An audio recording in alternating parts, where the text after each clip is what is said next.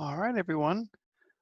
Welcome. My name is Joel Bunch, and this is Writing Better Emails. This is part of our Get Hired series, and we're going to talk a lot about writing emails within your organization to your coworkers, supervisors, um, customers, and then we're also going to talk about when you're sending emails outside your organization to maybe people you don't know, people you're trying to start a business relationship with.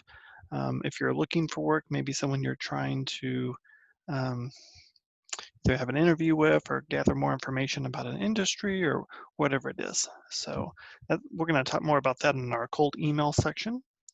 And then we're also going to go through kind of a list of do's and don'ts on just good manners when it comes to sending emails. And then we're also going to talk about just how to write effective emails. We're going to talk about why some emails get read and elicit responses, um, get people to show up to events, or maybe it's an email asking someone to sign up for an email list or whatever it is. Some emails get get actions, and other emails don't get read. They get ignored, or someone might skim them and not respond accordingly. So we're going to talk about what you can do to make sure your emails are the ones that get read. So before we kind of jump in, I wanted to talk about why these things are important, and I also want to talk about why I chose to do this presentation. I wasn't always a librarian, and I used to work in a different field. And when I was deciding or trying to decide whether or not I was going to pursue a career as a librarian, I sent a lot of cold emails to people who wrote library blogs and to professionals in the field, local librarians. So some of these folks, I had an, um, I knew a friend of theirs and was able to use that friend as a reference. But a lot of these folks, I didn't know at all, didn't know anyone they knew. I just emailed them out of the blue using a lot of the techniques we're going to go over today. And while I didn't get 100% response with the emails that I sent, enough people did answer, and I was able to gain more knowledge about the field of librarianship, and also I was able to use some of these emails to kind of transition into face-to-face meetings or interviews. And it just really helped me make that transition and kind of develop a professional network from scratch, since I didn't really have any peers in the library profession before I joined that industry. So um, that's kind of the biggest reason why I wanted to give this presentation, is because I know these techniques work because I've used them myself. They were found a lot of success with those. So why is it important to write well? You may remember, I know when I was applying for lots and lots of different positions, I would always see in the job application, um, applicants must communicate well, verbally and in writing. Um, how you communicate represents yourself, of course, but also your business.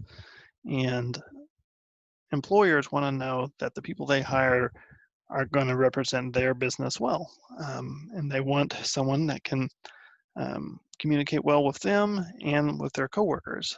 That person's going to be more effective on getting things done. They're just going to have better relationships, and they're just going to be more effective in their position. So um, there is kind of why it's a good idea to learn a lot of these things. And also, email is probably one of the most widely used modes of business communication.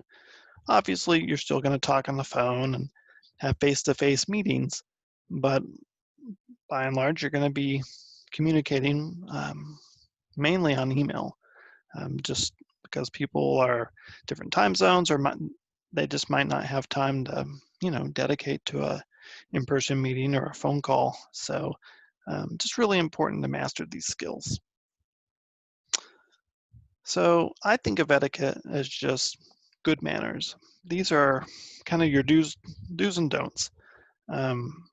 These are the things that are going to really show just how professional you are as a worker.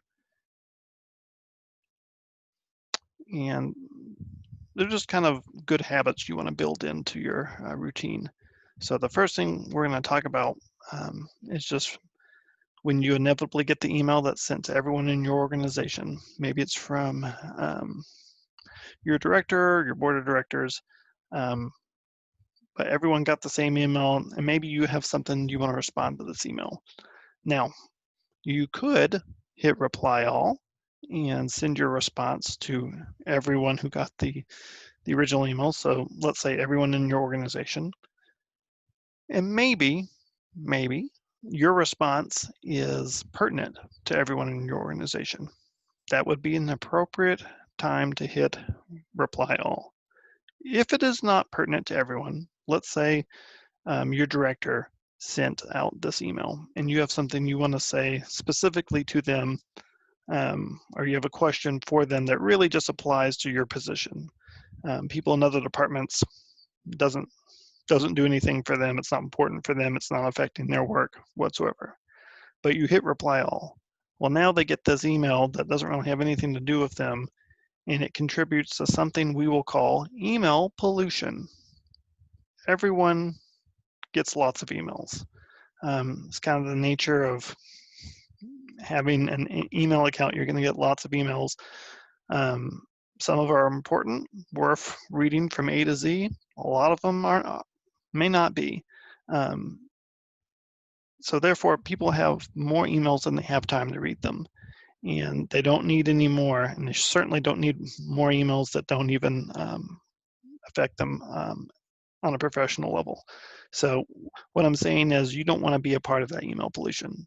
And if you are hitting reply all with a response that isn't pertinent to everyone who received the original email, then that is exactly what you are doing. People will notice this, and it will not reflect positively upon you. So just a good practice, don't hit reply all, just reply specifically to the person your question pertains to. Along those same lines of just representing yourself well, you want to send a prompt reply. If someone sends you an email that requires an answer, it's maybe just a single question, or maybe they need a report from you, or they need you to look into something, whatever it is. If you have an answer right at that moment, by all means, send it as promptly as you can. At the time of reading would be your best bet. If it's something that you're going to research, then that is an appropriate thing to say immediately. You can immediately respond and say, thank you, I'm going to look into X. I hope to have an answer by specific time. That way you have set an expectation, hopefully a reasonable expectation, but that's something for you to consider before you set a time. But now the person knows that you read their email, you understand what they are asking, and you have a plan for getting them their answer. That's all you've got to do. If you have their answer immediately, by all means, send it immediately. What you don't want to do is get an email asking you for a specific piece of information and then wait until you have that specific piece of information. Maybe that's a couple of hours. Maybe it's going to take you a couple of days. Meanwhile, the person that sent you that email, they have no idea if you even read their email because you didn't tell them. You didn't tell them, hey, I'm going to do X amount of research. So as far as they know, you're ignoring them. That's not a good practice. So just give them a response. I would say as soon as you read it, or within an hour or two, that is appropriate. Setting an out of office reply. Okay, so this is really, really good if you're taking vacation, or if you've got just a leave of any kind. This will, along those same lines of sending a prompt reply, this helps set expectations. So if someone sends you an email and they get this automatic out-of-office reply that you would set up in the options of your email provider, and it'll just say, thank you for your email. I'm going to be gone from start date to finish date. If you need immediate assistance, please contact X person and then put their phone number or email, their preference, when you ask them before you set their information in your out-of-office reply. And then that's all you've got to do. And you'll want that to go to people within your organization and people outside of your organization. Your email provider should give you options for each. You'll want them to be the same. Typically, the same message will go to both, unless you need a specific message to go only to people inside your organization and then a different one. The only thing you might do different when you're choosing, so I typically will choose my supervisor for my emergency. If someone needs immediate assistance, I'll typically put my supervisor. However, if you have a specific tasks that get done on a regular basis that have been delegated to one of your coworkers, and if you could say, if you're emailing about specific task, you'll want to contact whoever that task has been delegated to. So the things to remember, obviously, you want to set this reply and you want it to be detailed. And the other thing is you want to ask whomever's information you're putting in the out of office reply, you want to talk to them about it first. And that's it. And the last thing I wanted to go over in this first part of etiquette is the fact that while you will use email a lot in your professional life, it's not always the best mode of communication. It's good for a lot of things. There are some things that's not very good for. If you have to cancel at the last minute, let's say for a meeting, you're not going to send an email for that. If you just absolutely have to cancel, that's a phone call, or if it's someone that's just down the hall, you want to say that immediately. You don't want to chance the fact that maybe this person's already on their way to the email and they don't see it on their phone or whatever. You want to know that they got your message. So that's something that you could do on a phone call or face-to-face. Another thing that would not be appropriate for email is if it's something of a personal nature, or if it's a complaint that you need to share with a supervisor. Sometimes it's good to have those things in writing, but some things are better said in person. And that's one of those things you're going to learn as you develop your relationship with your coworkers and your supervisor, what things need to be said in person. But just know that there are some things that email is not going to be a good mode of communication for. Okay, so this is kind of the nuts and bolts of good email etiquette. Always use proper spelling and grammar. Again, you are representing yourself and you're also representing your company. So if you write an email that's littered with misspellings and grammatical errors, people just aren't going to take you very seriously. And it just doesn't make you look like a professional. So you want to proofread. I struggle with this myself. It's one of the reasons why in the reference department we will have each other routinely proofread for each other, because if you've spent a lot of time thinking about an email, going over it and over it, you've read the same lines many times, you may not see glaring mistakes that a coworker might see immediately. So it's just a good practice to get in the habit of doing that. One thing that I found that does help is if you will keep the address line blank until you've written everything in the body of your email, you've written your subject line, then go to your blank address line and put your recipient in there. Keeping it blank is just a good reminder, hey, did I proofread this? And then you can remind yourself by looking at that blank recipient line and then proofreading. Also, I personally don't have this issue, but some folks, I think I've sent an email to the wrong person maybe once or twice, but if you find that is something that you've done in the past, keeping the address line blank until you're ready to send it is a good way just to really think through, okay, who am I sending this to again? Maybe you have auto fill in your email browser, so it might fill some recipient that has a similar name to the person you really wanted to send it to. That can happen. So just leaving the address line blank can be another way to catch that. Okay, attachments.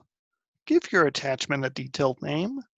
File 1, 2, or whatever, that is not helpful. Let's say someone gets lots and lots of emails and they're expecting a report. Let's say you're doing a budget report for a specific month and they need this information. It's time sensitive. And you send, maybe they get lots and lots of emails and you send your budget report file 1. Well, they're going to look through their very crowded email box, see your name, and then see file 1 and be confused. And maybe they open it, maybe they don't. But let's say they open it, it's what they want, great. They let it go, and then they get lots and lots of other things, other files, other reports, and then they have to come back to it, and now it's pulling teeth trying to find which one was the June budget report. If you will give it a specific name like June budget, that helps the person you send it to organize it better. They can look at a glance and see, okay, that's the file that I asked for, and it just makes it easier for them. You are helping the recipient, and it just helps. So always give your attachments a specific name. And the last thing I want to talk about, you're going to get emails that just make you upset. Maybe something in the body of the email is insulting. Maybe someone is being rude. Maybe it's a customer. Maybe it's a coworker. Whatever the case, you're going to be tempted to fire back an angry email. Don't do this. It is not good for you. In no way will this help your career. Maybe it'll feel good in the moment.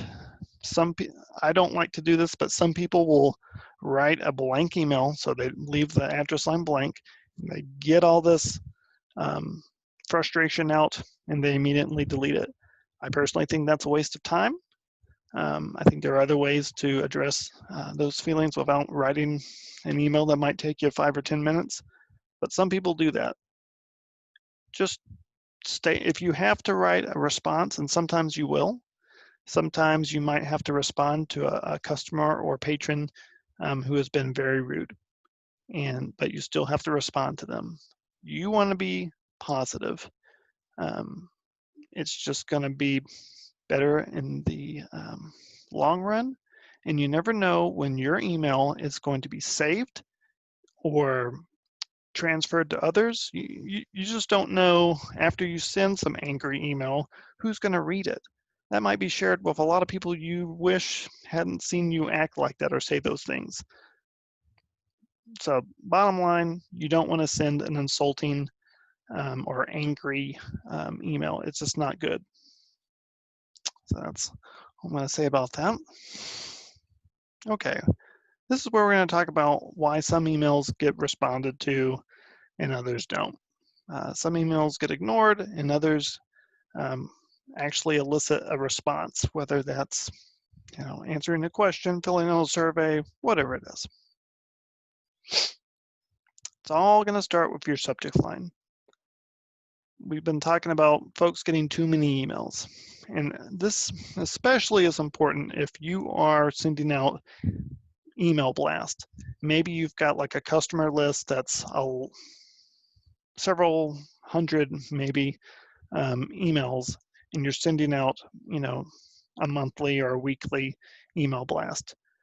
You want that subject line to get people's attention. You want people to click on your email. And even if you're not in that line of work, you're just sending emails to coworkers, or maybe you're trying to get new business and you're sending cold emails, whatever it should be detailed, and it should be something that catches someone's attention and makes them want to click on and read your email. The second thing here, this consider using a direct question. This was a new idea to me when I first read about it, probably in 2013. It's the first time I started reading about things like this. It's around the time when I was starting my career transition. And I used that specific question, may I get your advice on being a librarian, I think with several different library bloggers. And, not all of them responded, but a lot of them did. The things you want to keep in mind, if you're using a direct question, is this something that's relevant to the person you're sending it to? Does it apply to the work they do? Is it something that they are interested, that they are interested in?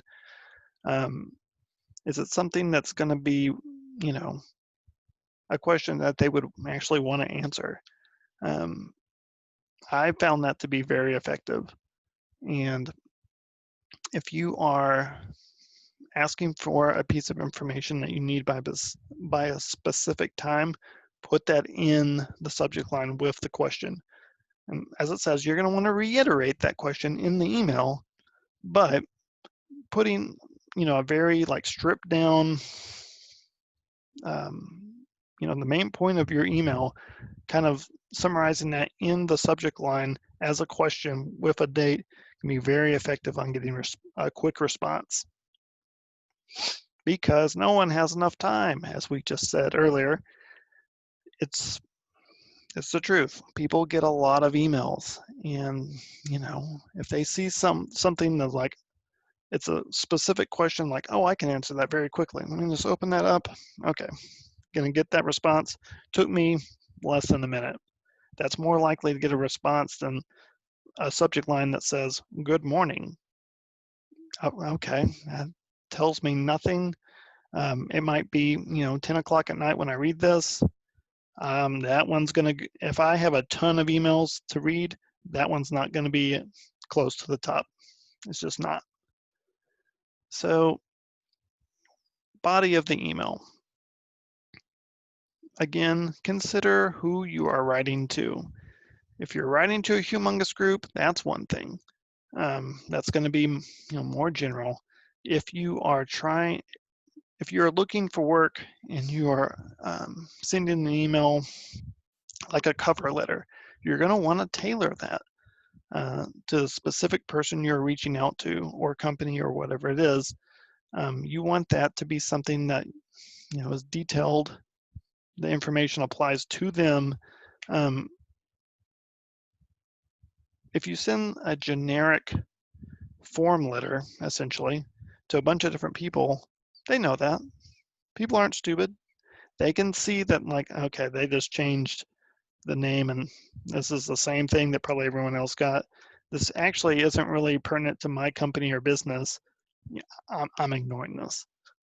Essentially is, what they're going to think. So if you're writing something to a specific individual, you want to think about them before you start writing, just so the content that you are writing is going to be something they're going to actually want to read. And if it is, something detailed, put it in more of an outline format than you would like multiple paragraphs.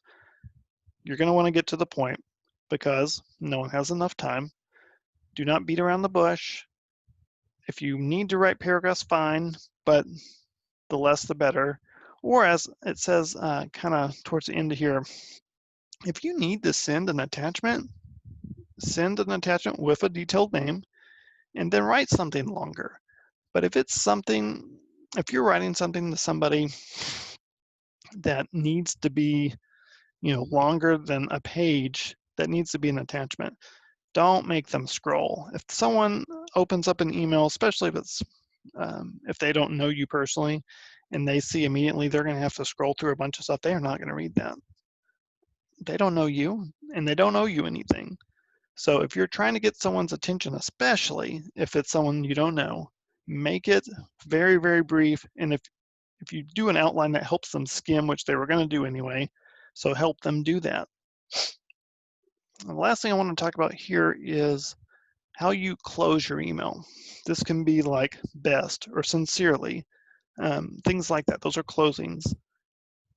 This little response rate, that's a link. If you click on that, it's going to bring up a study that showed that of all these different kinds, and there's a big long list that the study used, but of all these different closings, they found that if you used a variation of thank you, so a gratitude closing, it had a higher percentage, the response rate was much higher than using sincerely or best or something like that. I definitely have found that on a personal anecdotal level when I use gratitude closing. I typically will use something like thank you for your consideration, or thank you for your time, especially if it was a cold email. I don't know why that's a higher response rate, but people just like it when you express gratitude. Because really, if you're emailing someone, especially someone you don't know, and you're asking them for their time and they give that to you, I mean, you should thank them in advance. They are doing you a favor. Okay, now we're going to talk about cold emails. You could think of this as telemarketing. I personally think it's a gentler, kinder version of that. But essentially, you're offering something to someone that didn't ask with your email. So these are emails that are, they're like a cold call. You are approaching someone that you don't know, and it's either you're asking them a question or you're trying to establish a business relationship. If you're in sales, you know, it's very likely you're going to eventually be selling something to someone that you don't already have a business relationship with. So you would be sending them a cold email, or if you're doing it the old-fashioned way, it would be a cold call. So when I made my career transition, this is how I started my professional network in the world of libraries from scratch. I sent a lot of emails to people in the field and used those to begin relationships. It's very important to understand that a cold email is not where you close a deal. It's not where you you don't get an interview or a sale or whatever in the cold email. It's a handshake. You're just establishing contact, and after a response or after they do an action that you ask in your cold email, maybe it's a survey or a sign up for an email list or whatever it is, then that moves the relationship down to a different step. Eventually, you could use those to make a sale or to close a deal or whatever it is. But these are just for making a first impression. That's what a cold email is. So now that we've talked about what you would use a cold email for, you may need to find email addresses for the people you are sending these unsolicited emails to. There are many ways to do this, and if you'll see, email addresses is a link. It's going to take you to a web page with several different options to do this. And I'm actually going to click on this to show you. And let me give it just a second.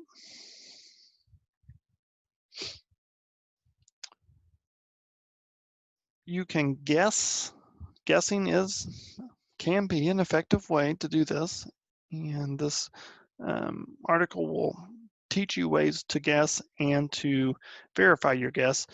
But the reason I clicked on this, I wanted to show you the different services that you can use for looking up email.